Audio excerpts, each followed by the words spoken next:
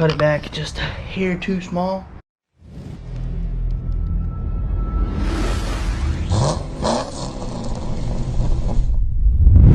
What's going on, everybody, and welcome back to the channel.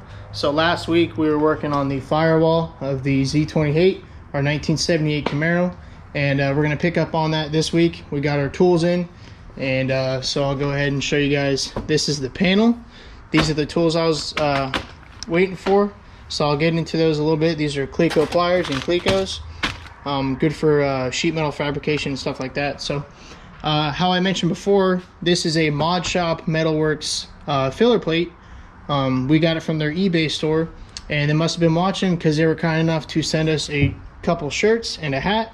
So this is their info, you guys, and they have a website at modshopmetalworks.com, and I mean, they got tons of stuff on there. They got filler panels for C10 trucks, Rangers, F100s, anything kind of classic. They got a bunch of stuff. They got radiator support, cover panels, like our firewall panels. They got tons of those, so make sure you guys check them out for your project needs, and let's get started. So those of you who are new here, this is our 1978 Camaro, and we have a fully restored frame, been powder coated, manual steering, upper and lower tubular control arms, Viking double adjustable coilovers, wheel wood 4-piston brakes up front. Like I said, manual steering. I mean, for subframe wise, came out really good. We've had to restore the dash. All this was corroded and stuff like that. I've got videos on all of this stuff, you guys, so if you need to or want to, go check them out. And so like I said, this is where the old firewall was, and there was a bunch of holes from previous stuff on there, probably some ignition boxes, stuff like that. So went ahead and cut it all out, got it fit up pretty good, and just been kind of messing with this panel a little bit. Had to make this little square a little bit longer and wider to clear the curvature of the stock fender bolt mount. So what we're going to do today is I'm going to try to pound these out, make this straight, because right now it is not. It's got a bunch of wicked curves to it. Same thing with the trans tunnel. Over here is nice and flat, but over here it's not. So we're going to have to see if we can pound that out to make it flat.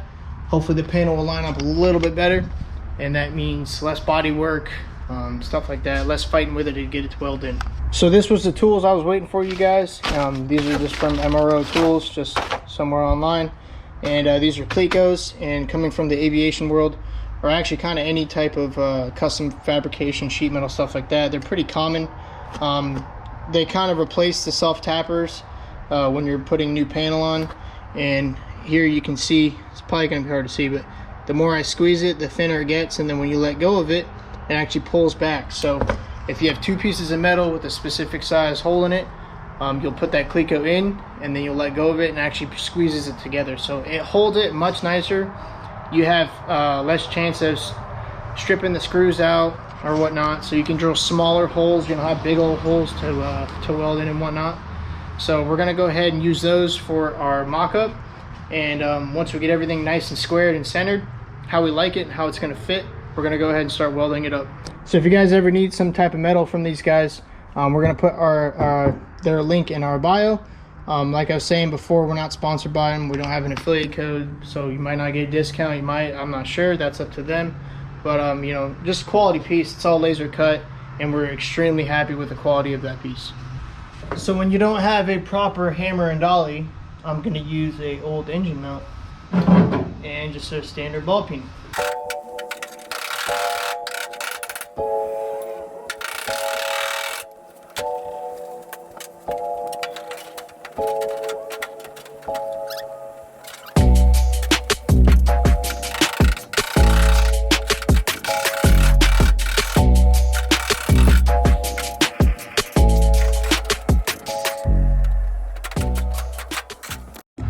So I went ahead and actually pounded this out, and it's a lot straighter. It's probably hard to see, but it's actually nice and flat now. Took a little cut down here just to make this little bulge that was flat now, so it lines up much better. And I'll probably have to do a little bit of trimming on the panel around here just so it lays even flatter, but we can do that once it's on the car. I'm gonna go ahead and get my Cleco holes. I'm gonna get them spotted, probably like one here and one over here, maybe one over here as well, just for now, just so we can get started. All right guys, so I'm gonna go ahead and explain more about these Clecos that I'm talking about. the drill bit sizes you need for them, what they do, and how they work. We'll go ahead and explain to you what they are. Like I was saying before, use the pliers to spread them apart and then put them in between your two pieces of metal, and then you release them, and then they'll squeeze the two pieces of metal together. So like these are 3/32, we have 1/8 inch, 3/16, and 5/32. Those are the sizes of the Cleco. And for the drill bit sizes, let's say, I had to write these down because I couldn't remember actually. So these are a number 40 drill bit, a number 30 drill bit, number 20, and number 11. So it's definitely crucial to use the right size bit, because if you use a number 20 and you try to put, you know, a number 40, let's just call them a number 40 Cleco on a number 20 hole, then obviously it's not going to fit, it's not going to work very well. So it's very crucial that you get your correct drill bit sizes: 40, 30, 20, 11. Alright, so we're going to go ahead and drill our holes. We're only going to do 3 at a time, just because I want to get 3 in this piece of metal. We'll do 1 on the car, make sure it's where we want it, and then continue on forward, because if you do a bunch at one time, then you got a bunch of holes to fill in if they don't work. So I've got my number 40, drill a hole. Alright, so I got a few more Clecos in there. I'm gonna have to trim this bottom portion just a tad, but that's looking good. Everywhere is looking good. Probably gonna have to bend a little bit more of this metal out, just so we have a better mating surface for welding and whatnot. But so far so good. Everything's coming out great. I'm pretty pleased with how it's looking so far. But that's going to be it for tonight. So we'll pick this up in probably the morning or the next day or two. Alright guys, so it is the next day, and I went ahead and put this panel back up and actually make some measurements and kind of traced out where the sheet metal on the car sits against this sheet metal. So the problem we're having is this portion right here, because of the trans tunnel, comes out just a little bit, and it's got this kind of gnarly lip on it. Now I kind of thought about cutting this out and making it flat, but then it's going to mess up this as well, because it's right now this sits pretty flat all the way across the opening. So if I take more out of this, it's just going to make that in more, and then the panel's not going to fit flush. So I'm trying to make the panel fit as flat as possible. So what I did is I went ahead and bent all this out some. Here it's all flat right here. I mean, it's got a little curve right here, but I'll massage that a little bit more. This little corner, like we talked about last night, put a little cut in it and pushed it back just a hair. And then I went ahead and tried to make this as flat as I could, just for the panel fitment. So what I did is I put it back on there with the Clecos. Everything fits flat. I don't have to push on the panel to make it touch the car. But the only issue I'm kind of running into is this, how much excess we have of this sheet metal, which I was trying not to cut the panel as little as possible, but for how much overlap we're gonna have, I'm definitely gonna have to cut some of this off, just so when we go to weld, we don't have this giant overlap or this giant hangover. And what we can do is actually cut it. I can cut it either farther away from the line or closer to the line.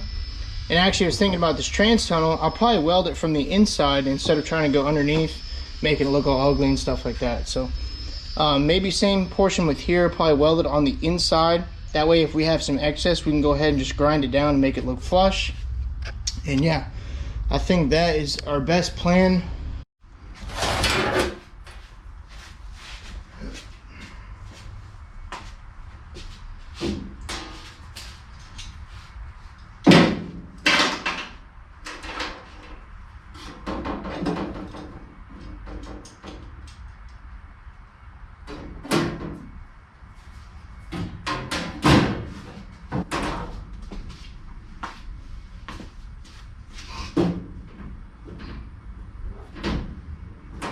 Much better. All right guys, got it cut up, and as you can see, better understanding of what I'm trying to explain to you is, look how close that gap is now since I trimmed it. So obviously it's still not perfect. There's probably some areas here and here we're gonna have to bang out just a little bit. And yeah, so underneath is the same way. There's less of a gap, and there's also less material that we're gonna have to kind of mess around with. So I'm actually pretty pleased with how it's coming out so far. So, you know, sometimes I feel like I kind of surprise myself And I'll tell you why. I was in the military for 6 years, and I was a helicopter mechanic, actually a hydraulics guy, and had a lot of airframe guys, so sheet metal, composite repairs, stuff like that. So kind of learned from them, because in my job we didn't do work all that often as they did. So I learned a lot from them, and you know, it's kind of crossing over to car stuff, just because I mean, I'm sure it could be done a lot nicer and a lot better, but honestly I'm very happy with myself and how skilled I've become, even though it might not be like show quality project stuff. But I mean, like the trunk pan, that was actually the second major repair we've ever done. I did the floor pans. They came out all right. I wasn't too worried about them, just because you know, it's not gonna be like a factory finish, like production numbers matching car or whatever. So floor pans didn't come out as great as they should have, partly because of my fault, because, you know, first major repair, I was learning. My stepdad was there kind of helping me out, but I wanted to do it myself, not him kind of take it over. So trunk pan was my first solo big job, and then dash on the bodywork, and then now the firewall. So like I'm saying, you know, just all you gotta do is try it once and learn from your mistakes. So I'm sure, like, next time or next car we get, you know, if we have to do the same thing, I'm sure it's gonna come out even better. So, and then along with the tools, certain things, like if I use self-tappers, I mean, you've seen, I've probably taken this panel on and off probably 5 or 6 times at least. I gotta take it off again, put it back on again to clean it and weld it. But you can't do that with self-tappers. I mean, I guess you could, but you probably wear out the holes, or it'd be so big that you wouldn't have good gaps. So yeah, hopefully you guys are learning as much as I am.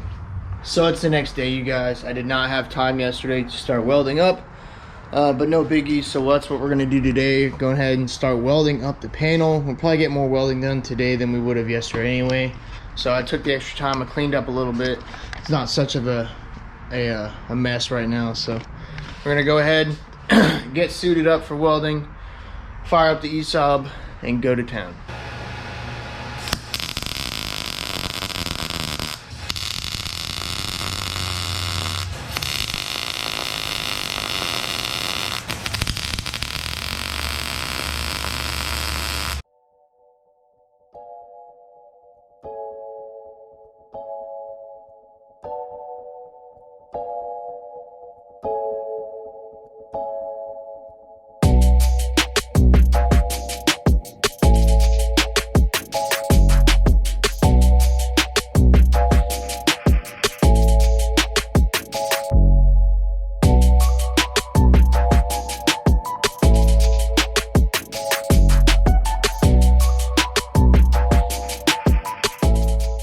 Alright, took a little longer than expected, but we got all the welding done. As you can see, it came out pretty freaking good. All these spot welds, I know it kind of seems excessive, but you know, this is kind of, I'm not gonna say it's a structural piece, but it definitely has a part in the body structure of the firewall. So I mean, we are solid, boys, solid. So went ahead, made a little patch for that little corner that was missing, and back here, this is where we put the 2 little slits in there. Aren't the best welds, I know, but they're definitely gonna hold. So our plan to weld them from the inside over the trans tunnel worked out perfectly. I did have a few blowouts over here just because the metal was probably really thin. I couldn't put a weld here or over there because the metal, I cut it back just a hair too small. So couldn't weld to that, which is not really a big deal.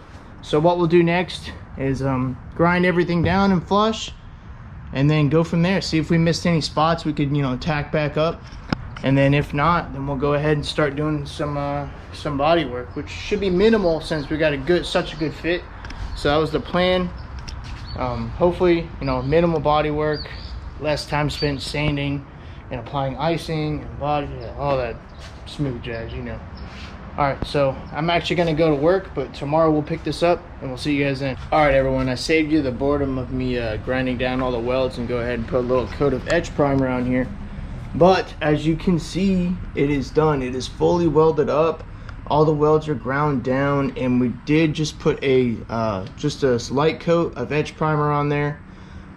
Keep everything nice and coated with something so it doesn't corrode and whatnot. There she is. She's all welded up. Everything came out really nice. That little piece that we put over here came out good. The one down at the corner came out good. The inside is still good. I do have to grind the inside welds down just a little bit. I'm gonna go ahead and seam seal those too. That way it's waterproof from the inside out. And then over here, we're gonna obviously do some body work, so that'll help us with the protection.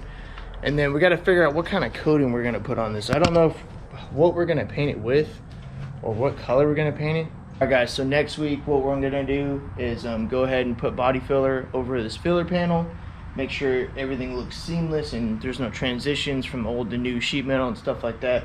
Got a few more holes to fill in on the firewall. They're really small, it's not a big deal. I didn't worry about them right now this week. We have to finish up some areas of the trunk with body filler as well. So what we're gonna do is do the filler panel, get the trunk done, and start working on the underside, because my brother's coming home within the next 2 weeks, I think. So he'll be home for a whole week. So I took some time off of work. So what we're gonna do is blow this thing apart, take the subframe off, take the rear end off, get it up as high as we can, prep the underside.